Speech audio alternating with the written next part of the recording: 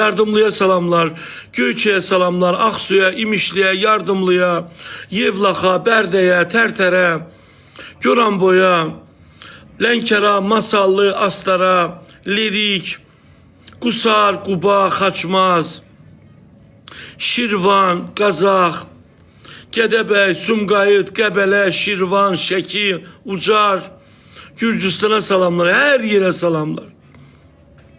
Qobustan, Səbrabad, Füzuli, Zaqatala, Qax, Şəki, Cəllabad, Xudata, İsmailliyə, Moskvaya, Novxanıya, Bakıya, İmişliyə, Səlyan, Göyçay, Naxçıvan, Ordubad, İstanbul'a, Maxaçqalaya, Səlyana, Oğuza, Şuşaya, Hacqabula, Nardarana, Vasmoy, Birəsuvar, Lökbatan, Şərrur, Culfa, Siyəzəm, öldüm dayı, Qazax, Marnauli, Cəllabad, Birəsuvar, Siyəzən, Ağcabədi, Məşdağa, Xızı Dağları, Balakən,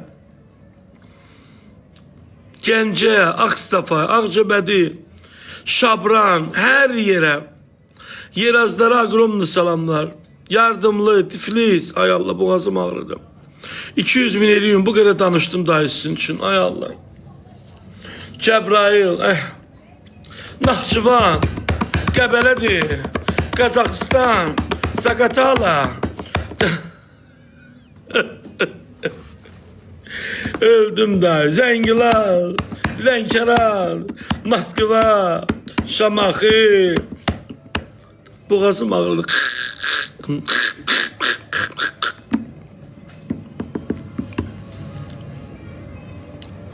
Allah hakkı boğazım ağrıdı. 200 bin eliyinde ne olar tıklayın da ayıp olsun.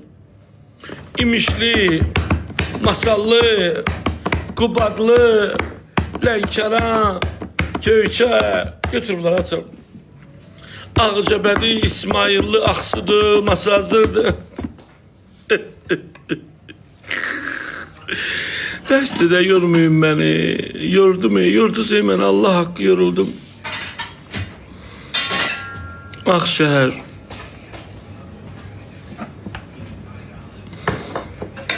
Allah hakkı yoruldum.